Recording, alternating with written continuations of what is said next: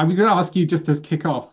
What does this film mean to you in terms of like sort of sitting within your career? If it's not like too late to congratulate you on an Oscar win a decade after the fact, congratulations. But thank Um, you. does It it feel still like doesn't a quite film? seem real, but Yeah. what does it mean? I mean, it means a huge amount. It was the first time I worked with Alex Garland, who I worked with a few times since, and that's been a really lovely working relationship. And Alex tends to work with a lot of the same people from show to show. So I also it was the first time I worked with Rob Hardy, the DP, and Marco and Mish from art department, and so it was the first time of working with some really fantastic people who I then was lucky enough to work with a few more times. So there was certainly that. There was the thought that it was just such an interesting project and really unlike anything that was happening at the time. And because it was so low budget, there wasn't the kind of studio scrutiny that you get on bigger budget productions. So it's not like we had carte blanche to go nuts because we had no money, but we creatively could pretty much do whatever we could afford. So it was quite liberating in that regard. I mean, I'd just done Skyfall before that, which is, in terms of sort of budget and type of movie, is kind of literally the other end of the spectrum. And that's a fun thing in itself, but a very different experience. So it was a lovely experience just to do something where we were encouraged by Alex to be very creative. We had a lot of direct involvement in how things looked and how things were designed, and we felt really intimately connected to all parts of the production, which doesn't always happen.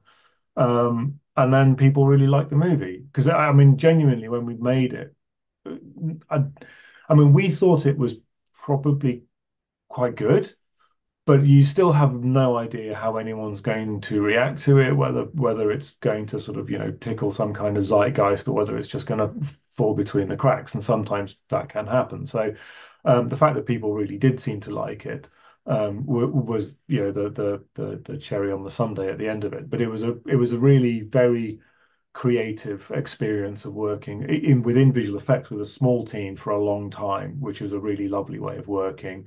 Um, and yeah, I mean, I have pretty much nothing other than very fond memories of it. Good. I was gambling that would be the case, you know.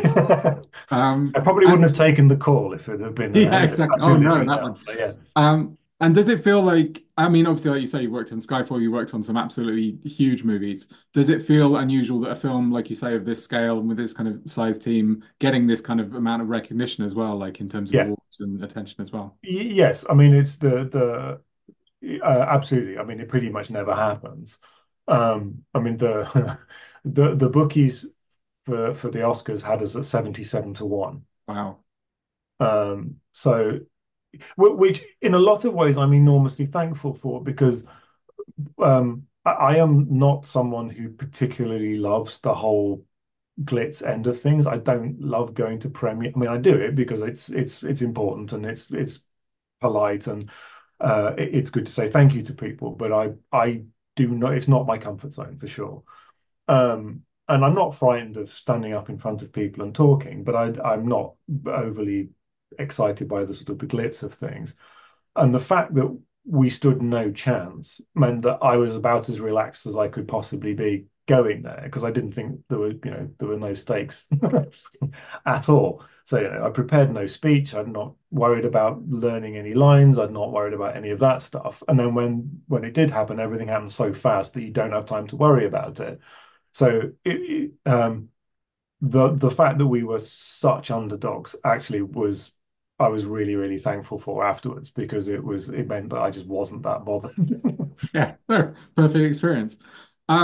Looking back, I mean, do you remember how this project reached you? I mean, did you just get a script? Did someone pitch it to you? Was there like visual plans? Well, so it came to me. So Alex and his producer Alan approached Double Negative um, as they thought they would be a good fit for doing that kind of work if Double Negative were interested in doing it. And Alex Hope, who was one of the people running Double Negative at that time, thought that. I would get on with Alex well after he had met Alex in the sort of initial meeting. So then they set up a meeting for us to talk, and we got on really well. And so that was it. So when I started, there was a script, which was, I mean, basically the shooting script. I mean, there may have been a tiny tweak, but Alex basically doesn't do drafts. He just writes shooting scripts from a standing start, and they're just amazing first go. So it was just like, there you go, that's the script. Great. There was some concept art that had been like really kind of moody kind of concept art that had been done by an amazing comic book artist called Jock, which was more just sort of vibes rather than anything specific. So we sort of then started the more focused design of Ava after that. But yeah, my initial involvement was a meeting with Alex, a script, and some atmospheric mood type concept art, and then we went from there. And as you got going, were there any, I'm sure there were like elements that either you were like incredibly excited to do or incredibly daunted to do, or maybe a bit of both? Because obviously it's got this, the shots in it are just incredibly ambitious and sophisticated. So, Yeah, I mean the scary thing is what we were hoping to do with the money we had available. So we had to be very, very smart about how we did the work. We had to get everybody, Alex, Rob, art department, costume, on board, make sure we were all singing from the same hymn sheet, formulate a plan, and then execute the plan, which we did. And that often isn't the case, and it's often not the case because sometimes, like halfway through, somebody might want to change something, and if there's money, then you can do whatever you want, really. But we didn't have that luxury, so we had to be really, really careful, and that was the scary part, really. Um, the When I was started it, I thought that the hardest thing was going to be because I knew the lighting conditions in the sets were going to be complicated, and I thought matching that in CG was going to be very difficult. And actually, that wasn't too bad. We were clever about how we captured the lighting information and how we built our own lighting, and we were fine on that regard. What turned out to be the hardest thing was body tracking Alicia's performance, and that was just brutally hard work for a really, really great team of body tracking artists, and they were the absolute heroes there. That was super tough. I knew it would be difficult, but I hadn't really anticipated how hard it was going to be. I mean, it's difficult because the nature of the performance is very subtle, which is hard to capture. And also the lenses that Rob had chosen to shoot the film with, which are Joe Dunton camera Crystal Express lenses, for all lens perverts out there, which were used on Return of the Jedi. So they were old anamorphics, and Rob likes to shoot not quite wide open. He's generally about T28, but those lenses are not designed to be used at that wide an aperture. So they have a lot of strange optical aberrations that happen, which we needed to then factor into how we were doing our CG. So that added to the complexity of that. So that was the bit that was like, oh wow, this is way harder than we thought it was going to be. yeah. Um, but shooting it was okay because most of this, it's mostly people having a conversation in a space. So once you figured out how to do that once, you're just doing it again and again, which meant we were very efficient with our shoot days. We were doing like between 15 and 25 setups a day, which is a lot for a movie. Um, but we just got a groove. We figured out how to capture what we needed to do as we were going, and we did it. And so that side of things was actually reasonably smooth. It was only a 6-week shoot, so it was pretty quick.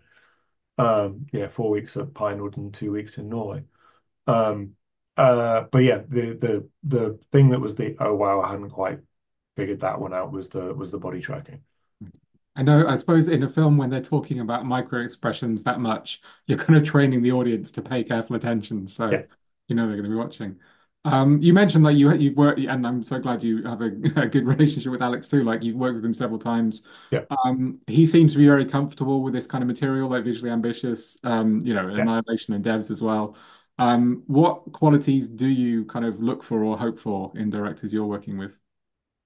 I love visually interested directors. I mean, I don't need it doesn't a director doesn't have to have an actual particular interest in visual effects per se, but I like it's lovely when you work with someone who is visually engaged in imagery. Because some directors are very much it's all about acting performance and that's their thing, which I get. And but it's when you have someone who is as visually interested as someone like Alex is, then it's and someone who uh, is trusting of us to go and try things out and to embrace things that maybe they had not initially considered that something might look like, but when shown something, go, oh, that is actually cool. I like that. That's a really lovely working relationship to have. Great. If you don't mind me saying, so you mentioned that you've been out on a shoot recently. So I was going to ask, like in your life experience, if there is this kind of typical experience, how often are you on set versus, working in your studio or in your office?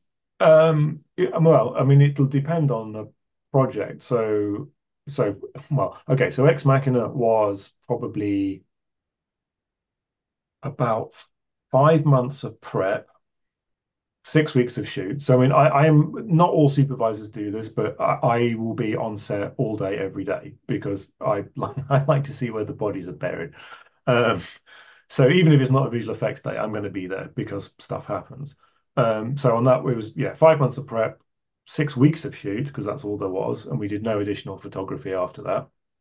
And then nearly a year of post. So there's that. Uh, Another movie, so I did Indiana Jones, Dial of Destiny. That was about a year of prep, 165 days of photography, which is a lot. And then a year and a bit of post. So I was on that show for 3 and a bit years. Wow. So in terms of how much do I spend on set? I mean, I'm on set every day we're shooting. So it's however long that particular movie is going to be shooting for. That's when I'm there. Oh, it's great to know. I'm not sure everyone would have guessed that. So yeah, it's good to I know. mean, not all supervisors do it. I mean, some supervisors will just leave somebody else to cover set and they only want to go to set when it's definitely visual effects work, which I get, but it's that's not my way of doing things. Right. If we can very quickly sort of rewind back to like the early parts of your career, the beginnings, are there any just one really like moment of inspiration or like you've had like a good decision you made or a mistake you made that kind of felt you feel like took you on the right path to kind of where you are now? Uh, I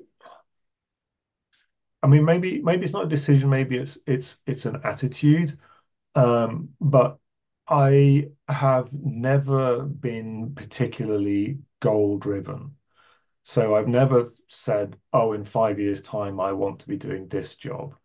I've always tried to take a view that I want to do something that's interesting now, and I don't know quite where it's going to lead, and maybe it'll lead to something interesting. Example being when early on in my career, there was very little visual effects work happening in Soho for various economic reasons. And I'd spent time doing graphic design. I did a lot of graphic design, designing DVD menus because it was the only work I was able to get at that time as a very junior artist. And one of the animators at a company that I had worked at, which had gone bust, which was the first company I worked at, which was a visual effects company, but he emailed me and said, hey, somebody's setting up a company to make a kids TV series with the mascots of the upcoming then Japan South Korea World Cup. If you wanted to go and work on that as a 3D artist, I'll vouch for you. And I know you've been working on your reel, so send it in. Now, when I left art college, it was not. I did not think, oh, I want to go and make kids TV. Not that I was against it particularly, but I mean, it just hadn't occurred to me as something I would want to do. Um, but I went, yeah, why not? Give it a go. Got the job.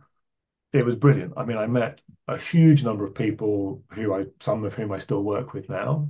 In fact, actually, Mark Ardington, may he rest in peace, who was one of the other folks on Ex Machina.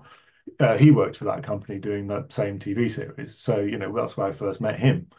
And there's a huge number of people who have gone on to do enormous numbers of things, directing or visual effects or stayed in animation.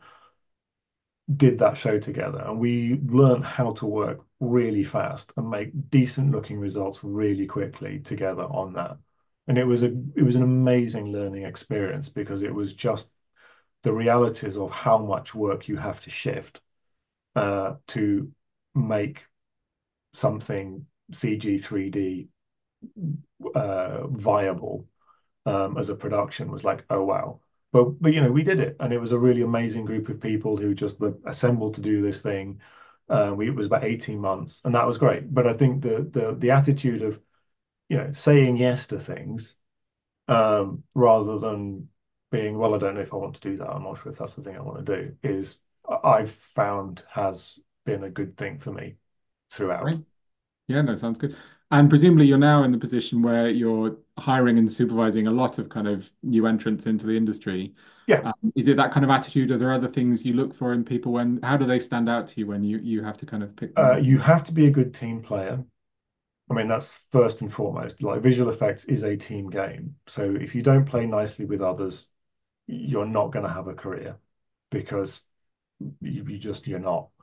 So that's, you know, the ability to work with other people is super important. And I look for people who are interested.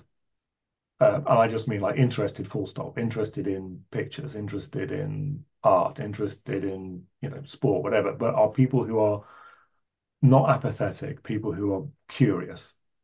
Um, because you can learn or be taught how to push any particular button, I think. So it's like I'm not necessarily looking for somebody who has a particular skill set per se.